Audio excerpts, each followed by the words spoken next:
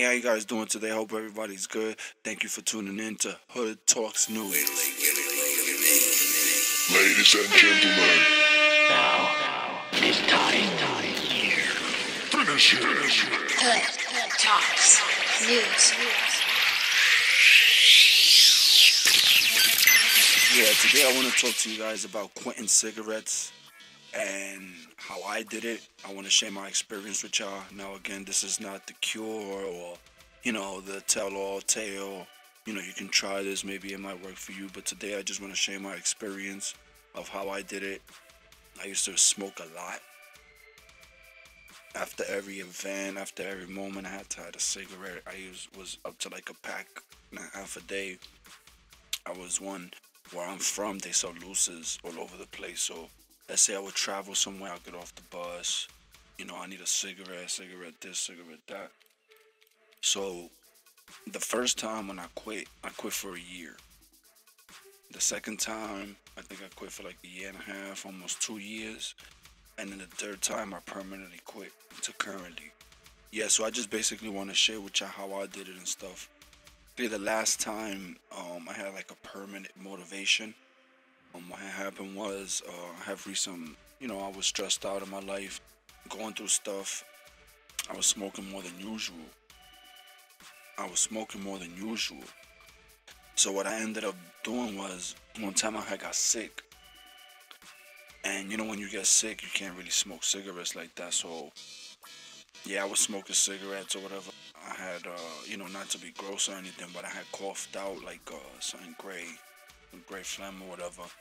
I went on Google because, other times that had happened, it was a different color or whatever it is. So I thought it was like natural, whatever, but gray. So I was like, yeah. So when I had went on Google and I checked, it had basically said if you have, seen that color to quit because the next step is blood, and then that means you're getting cancer in your lungs. So that was like a permanent motivation for me. After that, I just said, you know what, no more cigarettes. I'm done. Good.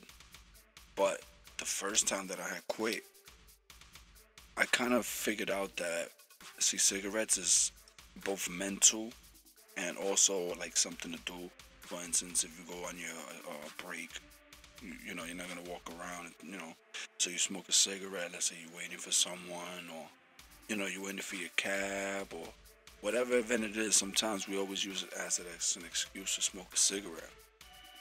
When I finally stopped smoking, I found myself with a lot of extra time on my hand from not putting smoking and everything.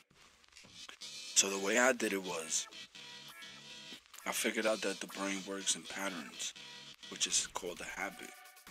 So all you have to really do is break your brain out of the habit of smoking. So the first way you do this is by not telling it that you're gonna quit smoking. The way that I did it was, since knew this, I said, you know what? I'm not gonna tell my brain that I want to quit smoking because it's gonna be too big of a task. You're gonna overwhelm yourself. So what I did was I said, I'm not gonna smoke today. So basically that first day it was crazy. I probably did it for like to the afternoon, and then I smoked a cigarette. But then I didn't smoke a cigarette all the way to the next day. So what I did was I took a cigarette, and every time I felt like smoking, I would take a couple of pulls and I would smoke. But I would try to limit it to at least maybe like pushing it 3 cigarettes. So I did that for a couple of days, and after like the third day or fourth day, I was able to go smoking less and less till I got to that day that I went one whole day without smoking a cigarette.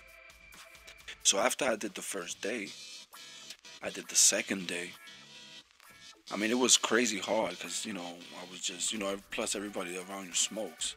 Another thing is that when you decide to stop or want to quit smoking, everybody wants to offer you cigarettes. Like when you're smoking and you need a cigarette, ain't nobody around, or they smoking something that you don't smoke.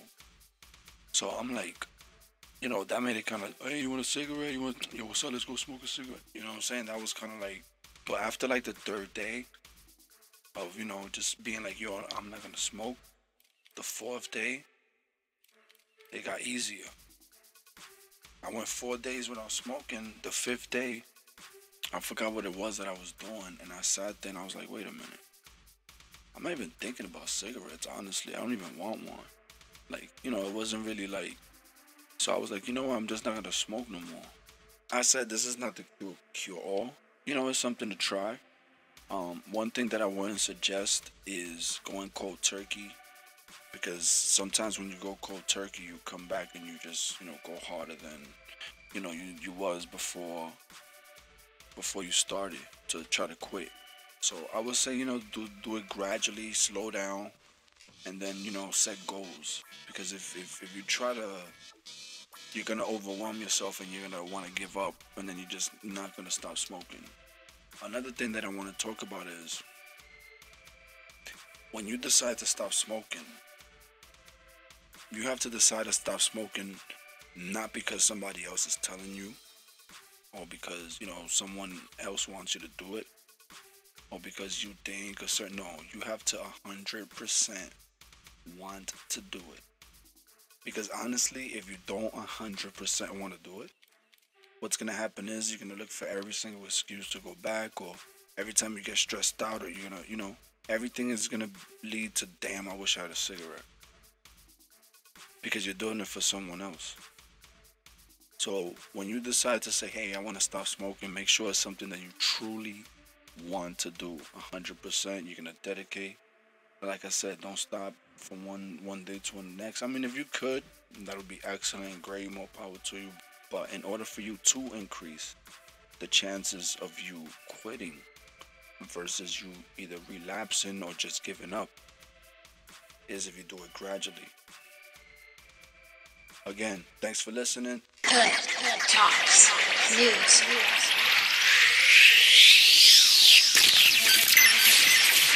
Hey guys, if you guys enjoyed this video podcast, please subscribe, like, comment.